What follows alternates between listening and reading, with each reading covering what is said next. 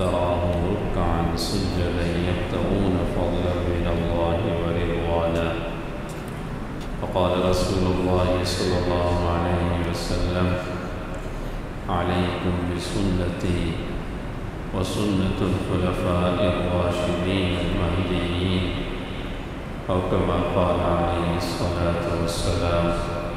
صدق الله العظيم. اللهم صل على سيدنا محمد وعلى آل سيدنا محمد وبارك وسلم.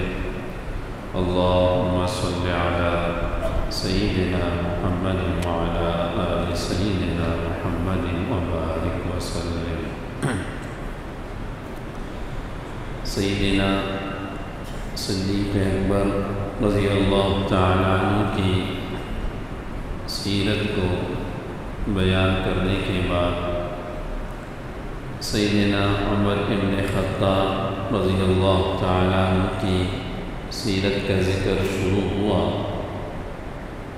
آپ کا جو خلافت کا دور ہے وہ طویل ہے. 12 سال آپ نے خلافت کی، اور یہ خلافت کا دور طویل بھی ہے اور اہم بھی ہے. فتوحات کے اعتبار سے بھی اہم ہے، ہدایات کے اعتبار سے بھی اہم ہے، اور شورا کے نظام کو مربوط کرنے کے حوالے سے بھی اہم ہے. آپ کے ہدایات پر علماء نے کتابیں لکھی ہیں، جو آپ نے مختلف گورنروں کو ہدایات بھیجے، عاملین کو ہدایات بھیجے، سپہ سالاروں کو ہدایات بھیجے. علماء نے اس پر پوری کتابیں لکھی ہیں. تو آپ کا دور خلافت اہم ہے لیکن طویل بھی ہے، اور اس مکمل آپ کی خلافت کے واقعات کو ظاہر ہے بیان کرنا ممکن نہیں ہے. اگر اس کو بیان کرنا شروع کیا جائے تو شاید سال سے اوپر دروس کا سلسلہ اسی پہ چلتا رہے. لیکن اس میں جو اہم واقعات ہیں، جو اہم معرکے ہیں، اس کا ذکر انشاءاللہ آپ حضرات کے سامنے ضرور بیان ہوگا. حضرت سیدنا عمر بن خطاب رضی اللہ عنہ، آپ نے اپنی شورا میں نوجوان صحابہ کو بھی لیا جن کی عمریں چھوٹی تھیں، یعنی جن کو صغار صحابہ کہا جاتا ہے، عمر میں چھوٹے. نبی کریم علیہ السلام کے دور میں بھی ان کی عمریں کم تھیں.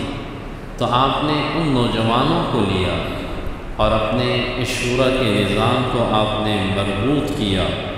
یاد رکھیے، اس وقت جو عالمی طاقتیں تھیں وہ مختلف قسم کی طاقتیں تھیں. ایک بڑی عالمی طاقت کہلاتی تھی کسریٰ ایران، جنہیں فارس بھی کہا جاتا ہے. یہ اس وقت کی سب سے بڑی طاقت تھی. دوسری طاقت جو بڑی تھی وہ روم کی طاقت تھی، جسے کہا جاتا ہے قیصر روم، جسے کہا جاتا ہے قیصر روم.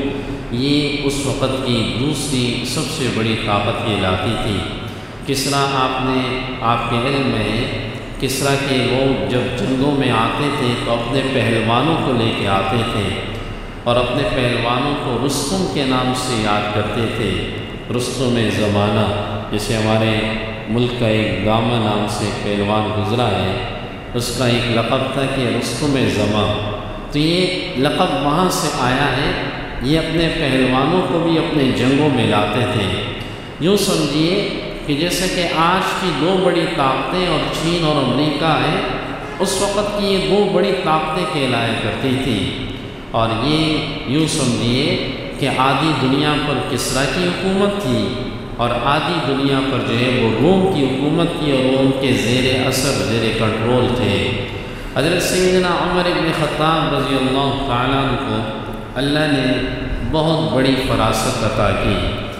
سب سے بڑی جنگ ان کے دور میں جو لڑی گئی اسے جنگ قادسیہ کہا جاتا ہے. اور یہ جنگ قادسیہ ایسی جنگ تھی کہ کسریٰ یعنی ایران کے بادشاہ نے کہا کہ مسلمانوں کو سب ختم کیا جائے، کچل دیا جائے. اور لاکھوں کا فوج لے کر اس نے اعلان کیا کہ ان کے مقابلے کے لیے تیار کیا جائے۔ یہاں سے سیدنا عمر بن خطاب رضی اللہ عنہ کو علم ہوا تو آپ نے اعلان جاری کیا کہ جہاں جہاں مسلمان ہیں اسے اس جہاد میں حصہ لینا ہوگا، جسے نفیر عام کہا جاتا ہے۔ اور اگر وقت کا خلیفہ یہ اعلان کر دے، یہ آرڈر جاری کر دے، تو اس صورت میں لوگوں کو اپنے والدین سے بھی اجازت کی ضرورت نہیں ہوتی، بغیر والدین کی اجازت کی مرضی کے وہ جہاد میں آئیں گے۔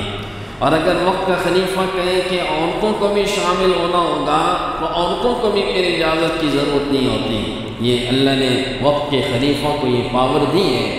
تو حضرت عمر رضی اللہ عنہ نے اعلان کیا کہ اس جنگ کے اندر جہاں جہاں مسلمان ہیں وہ مدینہ منورہ تشریف لائیں اور اس جنگ کی تیاری کرنا شروع کر دیں۔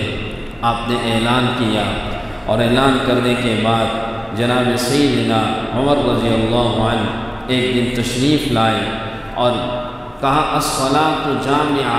ایک اعلان ہوتا تھا، جیسے آج اعلان ہونے لگے تو کہا جاتا ہے بھئی مرد حضرات ایک خصوصی اعلان سنیں۔ الصلاۃ جامعہ کا مطلب ہوتا تھا ایک اہم اعلان ہونے لگا ہے، تو امیر المؤمنین ممبر پہ تشریف لائے اور لانے کے بعد فرمایا کہ بڑی جنگ کا ارادہ ہے اور میں چاہتا ہوں کہ اس جنگ کی قیادت خود کروں، کیونکہ یہ بہت بڑی جنگ ہے اور میں چاہتا ہوں اس جنگ میں خود شریک ہو جاؤں، اس جنگ کی خود قیادت کروں۔ تمام صحابہ نے اس پر جو ہے وہ آپ کی رائے کو پسند کیا کہ آپ کو شامل ہونا چاہیے، لیکن ایک صحابی ہے حضرت عبد الرحمن ابن عوف رضی اللہ عنہ، عشرہ مبشرہ میں انتہائی سمجھدار صحابی ہیں، بڑے ذہین و فتین صحابی ہیں۔ یہ وہ صحابی ہے کہ جب حضرت عمر رضی اللہ عنہ کے آگے آئے گا، انتقال کا وقت تھا، تو آپ نے 6 لوگوں کی کمیٹی بنائی کہ 6 لوگ جو ہے وہ خلیفہ کو چنیں۔ تو ان 6 لوگوں میں عبد الرحمن ابن عوف رضی اللہ عنہ نے عثمان غنی رضی اللہ عنہ کا نام پیش کیا تھا۔ یہ صحابی کھڑے ہوئے اور کہنے لگے امیر المومنین، اس وقت ہماری کچھ فوجیں مختلف مقامات پر موجود ہیں اور آپ سے گاہے بگاہے ہدایات وہ لیتے رہتے ہیں، اگر آپ قادسیہ چلے جائیں گے تو یہ جو مختلف مقامات پہ ہمارے کچھ فوجی اور ہمارے لوگ موجود ہیں یہ پریشان ہو جائیں گے، آپ کو یہیں پہ رہنا چاہیے اور آپ کو ان تمام مقامات کی نگرانی یہیں مدینہ منورہ سے کرنی چاہیے۔ تو عمر رضی اللہ عنہ نے ان سے پوچھا کہ پھر بتاؤ کہ پھر اس لشکر کی قیادت کون کرے گا؟ حضرت عبد الرحمن ابن عوف رضی اللہ عنہ نے مجمع پہ نظر دوڑائی اور کہا کہ اس لشکر کی جو قیادت ہے وہ میرے ذہن میں جو آ رہا ہے وہ کچار کا شیر اس لشکر کی قیادت کرے گا، اور ڈائریکٹ اشارہ کیا سعد بن ابی وقاص رضی اللہ عنہ کو، کہا کہ اس لشکر کی قیادت کے لیے بہترین آدمی یہ ہے۔ سعد بن ابی وقاص رضی اللہ عنہ یہ نبی کریم علیہ السلام یوں سمجھیے کہ اللہ کے نبی صلی اللہ علیہ وسلم ان کے ماموں لگتے ہیں رشتے میں۔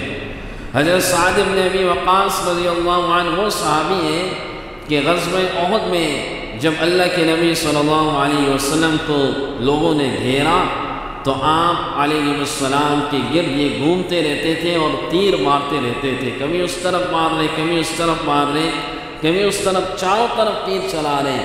تو نبی کریم علیہ السلام نے ان سے فرمایا تھا ارمی یا سعد فداک ابی و امی، اے سعد خوب تیر چلاؤ، میرے ماں باپ آپ پہ قربان۔ یعنی یہ وہی صحابی ہے کہ صحابہ حضور سے کہتے تھے فداک ابی و امی یا رسول اللہ، اور یا حضور اس صحابی سے کہہ رہے ارمی یا سعد فداک ابی و امی۔ یہ صحابی فرماتے ہیں کہ حضور علیہ السلام نے کچھ صحابہ سے کہا فداک ابی اور کچھ سے کہا فداک و امی، کہ میں واحد صحابی ہوں کہ مجھے حضور نے یہ لفظ کہا فداک ابی و امی، یعنی میرے ماں باپ دونوں آپ پہ قربان ہو۔ تو سعد رضی اللہ تعالیٰ عنہ کا اشارہ کیا۔ سعد رضی اللہ تعالیٰ عنہ اس وقت موجود نہیں تھے، انہوں نے کہا کہ ان کو امیر بنایا جائے۔ سیدنا عمر بن خطاب رضی اللہ عنہ نے ان کو بلوایا اور بلوانے کے بعد ایک جگہ پر وہ بھی اسی مہم میں تشریف لے گئے تھے، اور بلوانے کے بعد انہیں سامنے بٹھایا، اور سامنے بٹھانے کے بعد کچھ نصیحتیں ان کو کرنے لگے۔ آپ کی نصیحتیں انتہائی قابل غور ہیں۔ یاد رکھیے، جو وقت کا بہترین خلیفہ ہوتا ہے اس کی نشانی اور علامت یہ ہوتی ہے کہ وہ اپنی رعایا کو بہترین نصیحتیں پیش کرتا ہے۔ آپ کی میں نے بتایا نصیحتوں پر علماء نے کتابیں لکھی، علامہ شبلی نعمانی رحمہ اللہ نے کتاب لکھی، اور بھی حضرات نے کتابیں لکھی ہیں۔ تو آپ نے ان کو بلوایا، اور بلانے کے بعد ان کا جو قبیلہ تھا یہ بنو احیب کے قبیلے سے تھے۔ آپ نے ان کے قبیلے کی طرف اشارہ کیا، اے ابن احیب کی سعادت۔ یہ عربوں کی علامت ہوتی تھی کہ بسا اوقات وہ لفظ سے ان کے نام کے مناسبت سے ان کے معنی نکالتے تھے۔ سعادت کا مطلب سعادت سے، جیسے آپ علیہ السلام صلح حدیبیہ میں تھے تو وہاں سے مشرکین سے تیسرے نمبر پر جو ایک مذاکرات کی لیے ٹیم آئی تو ان کا نام تھا سہیل۔ بعد میں مسلمان ہوئے۔ نبی کریم صلی اللہ علیہ وسلم نے جب صحابہ سے پوچھا یہ کون ہے، کہا سہیل ہے۔ کہا اب اللہ مسئلے کو آسان کر دے گا۔ سہیل کا مطلب سہل سے، آسانی سے، اب اللہ آسان کر دے گا۔ تو سعد رضی اللہ عنہ کو بلایا، اور بلانے کے بعد ان سے کہا کہ اس بات پر غرور مت کرنا کہ تم حضور علیہ السلام آپ کے ماموں لگتے ہیں، اور نہ اس بات پر غرور کرنا کہ تم صحابی ہو، اس بات میں غرور نہیں کرنا۔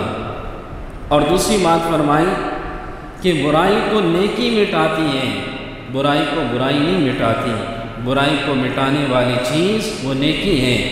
اور اس کے بعد فرمایا کہ اللہ اور بندے کے درمیان جو رشتہ ہے وہ صرف غلامی کا رشتہ ہے، اس کے علاوہ کوئی تیسرا رشتہ نہیں۔ اللہ اور اس کے بندے کے درمیان جو رشتہ ہے وہ صرف اور صرف غلامی کا رشتہ ہے۔ اور اس کے بعد فرمایا کہ تم میں سے ادنا اور اعلیٰ وہ دونوں برابر ہیں۔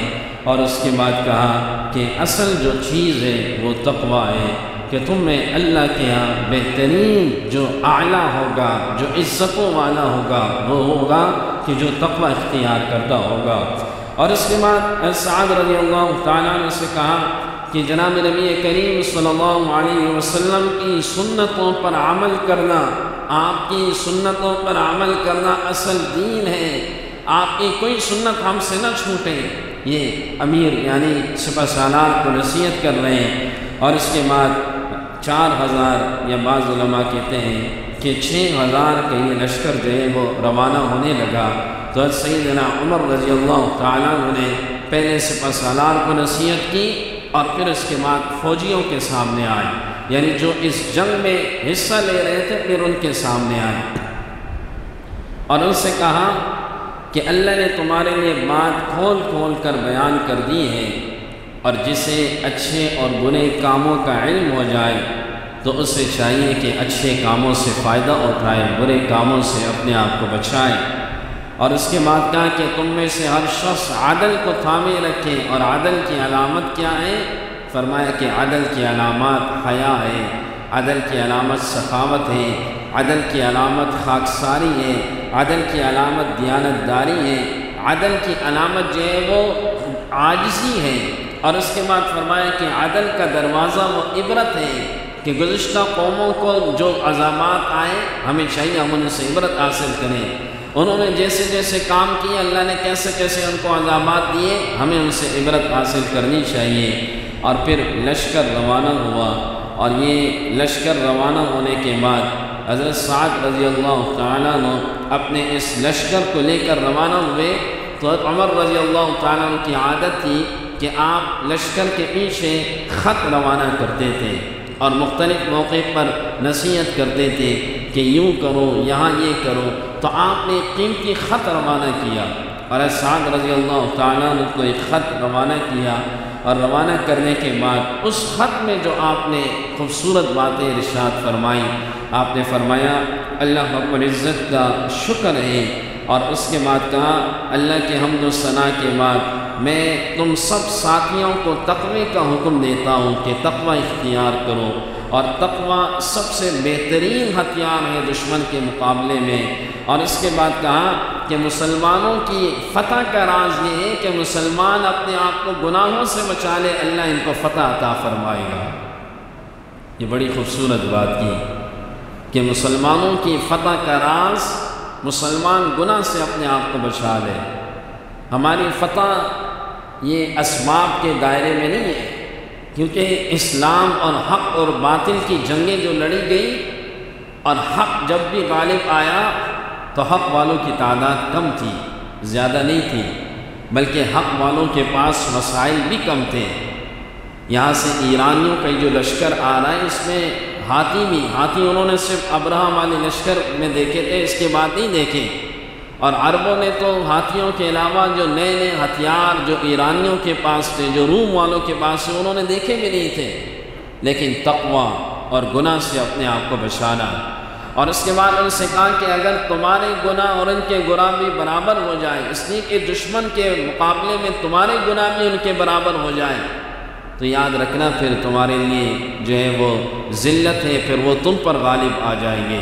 مسلمانوں کی جو فتح ہے، کم من فئۃ قلیلۃ غلبت فئۃ کثیرۃ باذن اللہ، اللہ نے کہا کتنے یہ چھوٹی جماعتیں تھیں، ہم نے ان کو زیادہ جماعت والوں پر فضیلت اور غلبہ عطا کیا۔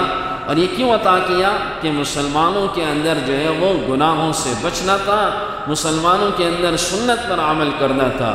یہی سعد رضی اللہ تعالیٰ عنہ تھے، ایک مقام پہ پہنچے تو دیکھا کہ تھوڑے سے پسپائی اختیار کر رہے ہیں، تو اپنے لوگوں سے کہا بھئی دیکھو کوئی سنت تو نہیں چھوٹ رہی، تو معلوم ہوا کہ مسواک کی سنت، مسواک نہیں تھا کچھ لوگوں کے پاس۔ کہنے لگے فوراً اس سنت کو اختیار کرو، فوراً اس سنت کو پکڑو۔ تو صحابہ کہتے ہیں ہم نے درخت کی ٹہنیوں کو کاٹنا شروع کیا اور اسی سے مسواکیں بنانی شروع کی۔ کہا کہ جب ہم وہ مسواکیں کر رہے تھے، سامنے کفار یہ سمجھے کہ یہ تو اپنے دانت تیز کر رہے ہیں، تو ہمیں کاٹنے کے لیے آ رہے ہیں۔ اللہ نے ان کے دلوں میں رعب کو ڈال دیا، رعب ڈالے یہاں سے یہ آئے، اور اللہ نے مسلمانوں کو غلبہ عطا فرما دیا۔ مسلمانوں کی فتح کا راز گناہوں سے بچنا اور آپ علیہ السلام کی سنتوں پہ عمل کرنا، یہ مسلمانوں کی فتح کا راز ہے۔ اللہ کے نبی صلی اللہ علیہ وسلم نے فرمایا لولا ان اشق علی امتی لامرتهم بالسواک عند کل صلاۃ، اگر مجھے اپنی امت پر مشقت کا خوف نہ ہوتا تو میں اپنی امت کے ہر نمازی کو کہتا کہ ہر نماز کے وقت مسواک کریں۔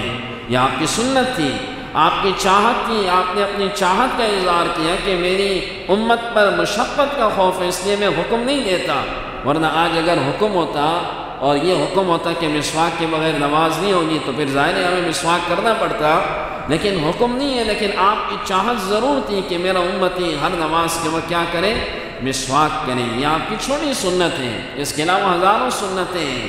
اور مسواک کرنے سے علماء نے لکھا کہ اللہ رب العزت موت کے وقت کلمہ جو ہے وہ نصیب کرتا ہے جو بندہ مسواک کا اہتمام کرتا ہے، جو بندہ مسواک کو اپنے پاس رکھتا ہے۔ علماء نے اپنے مشاہدات لکھے کہ اللہ تعالیٰ اسے برے ایکسیڈنٹ سے اور بری موت سے بھی بچاتا ہے۔ ہمیں حضور کے مسواک، حضور کی سنتوں کو اختیار کرنا چاہیے۔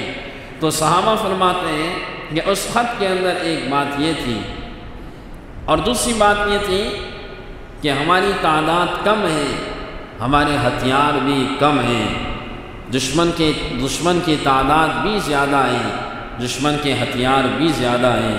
یاد رکھو اگر گناہوں میں تم ان کے برابر ہوئے تو ان کی قوت اور بڑھ جائے گی، اور اس کے بعد کہ اچھی صفات کے ذریعے تم غلبہ پاؤ گے، اور فرشتے تمہارے ہر چال پر نظر رکھتے ہیں۔ فرشتوں سے حیا کرو، فرشتے تمہارے ہر عمل پہ نظر رکھتے ہیں، ان سے حیا کرو۔ اور اس کے بعد کہا کہ بنو اسرائیل ایک ایسی قوم تھی جسے اللہ نے انعامات سے نوازا، لیکن بنو اسرائیل پر جو ہے وہ ایک پارسا قوم آئی، اور بنو اسرائیل پر جو ہے وہ ان کو اللہ نے غالب کیا، اور اس لیے غالب کیا کہ بنو اسرائیل قوم جو ہے وہ گناہوں کے اندر مبتلا ہو چکی تھی۔ اس کے بعد ان کی یہ بات سمجھائی، اور اس کے بعد ان سے کہا کہ اللہ سے گناہوں سے بچنے کے لیے دعا بھی مانگا کرو، اور میں کہا اپنے لیے بھی مانگتا ہوں، میں تمہارے لیے بھی مانگوں گا۔ اندازہ لگائیے وقت کا امیر المومنین، خلیفہ دوم، جنہیں اللہ کے نبی صلی اللہ علیہ وسلم نے بار بار جنت کی بشارت دی ہو، وہ کیا کہہ رہے ہیں؟ میں اپنے لیے بھی گناہوں سے بچنے کی دعا کرتا ہوں اور میں تم سب کے لیے بھی دعا کروں گا۔ یعنی ان کے خط کے اندر جو اہم بات ہے وہ اگر آپ غور کریں وہ یہ ہے کہ گناہ سے اپنے آپ کو بچاؤ، گناہ سے بچاؤ، تم غالب آتے رہو گے، تم ہر جگہ اللہ تمہیں فتح اور کامرانی نصیب کرے گا۔ آج ہم اپنی دعاؤں کو دیکھیں کہ میں اور آپ یہ تو ضرور مانگتے ہیں کہ اللہ مجھے بیٹا دے، یا اللہ مجھے مال دے، یا اللہ مجھے دکان دے، یا اللہ میری یہ پریشانی دور کر دے۔ کیا ہم نے کبھی یہ مانگا یا اللہ گناہوں سے مجھے بچا دے؟ کبھی ہم نے یہ سوچا؟ کبھی ہم نے مانگا یا اللہ گناہوں سے بچا دے؟ کم سے کم دعا تو بندہ مانگ سکتا ہے، اور اللہ کی طاقت کے آگے دنیا کی کوئی طاقت نہیں ہے۔ جب اللہ سے آپ مانگیں گے، جو اللہ کی طاقت تمہارے ساتھ شامل حال ہوگی، تو پھر شیطان اور نفس کی طاقت اس کے آگے کوئی معنی نہیں رکھتی۔ تو ہم میں سے ہر بندہ یہ سوچے کہ جب وقت کا خلیفہ اس بات کی ترغیب دے رہا ہے تو ہمیں بھی اس پہ عمل کرنا چاہیے۔ اللہ سے جب بھی مانگو دعا تو اس میں یہ دعا ضرور کیا کرو کہ اے اللہ مجھے گناہوں سے بچا، گناہوں سے بچا، اس لیے کہ اس کی توفیق سے ممکن ہے، اس کی توفیق کے علاوہ کچھ نہیں ہو سکتا۔ اور اس کے بعد حضرت عمر رضی اللہ تعالیٰ عنہ نے ان کو انتظامی ہدایات دی، اور حضرت سعد رضی اللہ عنہ سے کہا کہ اپنے لشکر کا خیال کرنا، کہیں پانی کی جگہ آئے اور لشکر تھکا ہوا ہو تو ان کو آرام کے لیے چھوڑنا، ان کی آرام کا خیال کرنا، تھکے ہوئے لشکر کو دشمن کے مقابلے میں مت لے جانا۔ اور اس کے بعد یہ کہا کہ جب تم اپنے تھکے ہوئے لشکر کو لے جاؤ گے تو وہ لڑنے کے قابل نہیں ہوں گے، تمہارا جو دشمن ہے وہ اپنے مقام پر آپ کے مقابلے میں بالکل تر و تازہ ہے، ان کی سواریاں تر و تازہ ہیں۔ ہفتے میں ایک دن حکم دیا کہ ایک دن آرام کرو، باقی پورا ہفتہ سفر کرو، اس لیے کہ لمبا سفر تھا، 2 مہینے کا سفر تھا۔ اور اس کے بعد ان سے کہا کہ راستے میں کہیں بھی ایسی بستیاں آئیں جو غیر مسلموں کی بستیاں ہوں اور وہ تم سے جزیے کے بدلے بات کریں یا فدیے کی بات کریں تو تم ان سے جزیہ لینا، اور جزیہ لینے کے بعد ان کے بستی کے قریب پڑاؤ مت ڈالنا، نہ ان کی بستی میں اپنے بندوں میں سے کسی کو بھیجنا، ان کی عورتوں کا، ان کی عزتوں کا خیال کرنا۔ یہ ہوتا تھا جب فوج ایک بڑی آ رہی ہوتی تھی تو راستے میں چھوٹے چھوٹے دیہات آتے تھے، ان کو علم ہو جاتا تھا تو پہلے سے اپنا نمائندہ بھیج دیتے تھے اور بات چیت کا سلسلہ شروع ہو جاتا۔ اور جب بات چیت ایک نتیجے پہ پہنچ جاتی، جیسے وہ کہہ دیتے بھئی ہم جزیہ ادا کریں گے، اب جزیے کی بات ہو گئی تو پھر ان کو حکم تھا امیر المومنین کا، اب اس بستی کے قریب مت آؤ، اب اس بستی سے دور کہیں پڑاؤ ڈالو، ان کو تکلیف مت دو۔ انہوں نے اپنی یہ ذمہ بن گئے، اب یہ تمہاری ذمہ داری میں آ گئے، اب ان کو تکلیف نہ دیا جائے۔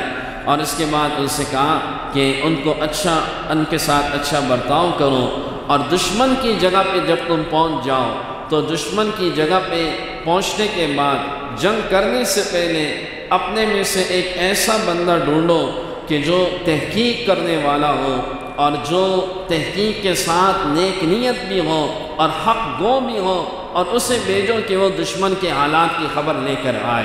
یوں سمجھو انٹیلیجنس کی بات ہو رہی ہے، یہ یوں سمجھو کہ انٹیلیجنس کی بات ہو رہی ہے، سمجھا رہے کہ ایسا بندہ ہو کہ جو حق گو بھی ہو، نیک نیت بھی ہو اور تحقیق میں بھی ماہر ہو، ایسے بندے کو بھیجو، عام بندے کو مت بھیجنا، تاکہ وہ جب جائے اور تحقیق کرے تو اچھی طرح تحقیق کر کے تمہارے سامنے آئے اور دشمن کی صورتحال بتائیں، اور اس کے بعد تم اس کے مطابق جو ہے فیصلہ کرو۔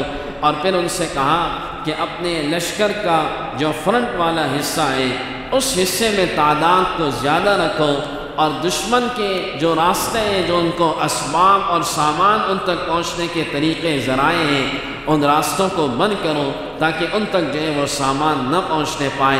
جنگ کی پوری حکمت عملی سعد بن ابی وقاص رضی اللہ تعالیٰ عنہ کو امیر المومنین گاہے بگاہے یہاں سے نصیحت کرتے تھے اور گاہے بگاہے ان کے خط بھیجا کرتے تھے۔ یہ مسلمانوں کے خلیفہ وقت کے ہوا کرتے تھے جو اپنے رعایا اور اپنے لوگوں کے بارے میں دن رات سوچا کرتے تھے اور سوچتے ہوئے پھر ان کے لیے جو احکامات جاری کیا کرتے تھے۔ اب آگے جنگ قادسیہ ہوگی، اور سعد بن ابی وقاص رضی اللہ تعالیٰ عنہ کیسے یہ فاتح مصر بنے، کیسے یہ فاتح عراق بنے، ان کے بارے میں تفصیل سے انشاءاللہ پھر آگے گفتگو ہوگی۔ اللہ رب العزت ان باتوں پر ہم سب کو عمل کی توفیق عطا فرمائے۔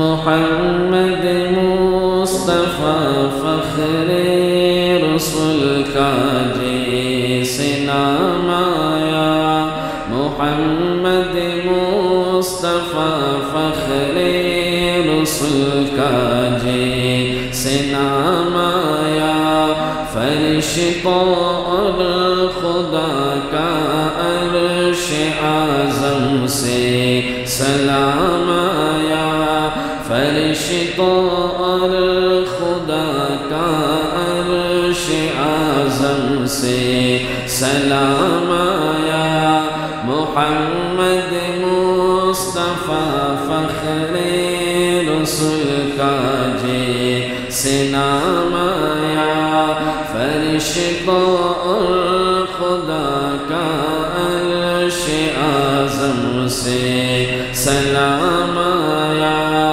ابو بکر عمر عثمان علی سب چاند تارے ہیں، ابو بکر عمر عثمان علی سب چاند تارے ہیں، انہی تاروں کے جھرمٹ میں ہی وہ ماہ تمام آیا، انہی تاروں کے جھرمٹ میں ہی وہ ماہ تمام آیا، محمد مصطفیٰ فخر رسول کا جیسے نام آیا، فرشتوں اور خدا کا عرش اعظم سے سلام آیا، امین و صادق و ہادی بشیر و رحمت عالم، امین و صادق و ہادی بشیر و رحمت عالم، لقب لے کر نہ تم سا کوئی بھی خیر الانام آیا، محمد مصطفیٰ فخر رسول کا جیسے نام آیا، فرشتوں اور خدا کا عرش اعظم سے سلام آیا، مسلمانوں پڑھو تم بھی درود اس پاک ہستی پر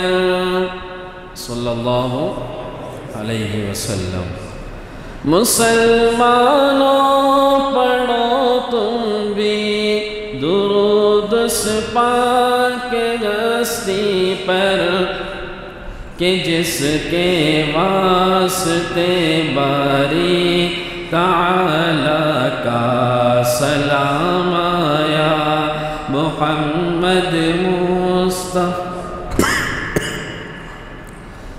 فرشتوں اور خدا کا عرش اعظم سے سلام آیا، آمین، الحمدللہ رب العالمین، والصلاة والسلام على رسول محمد وعلى آله وصحبه أجمعين۔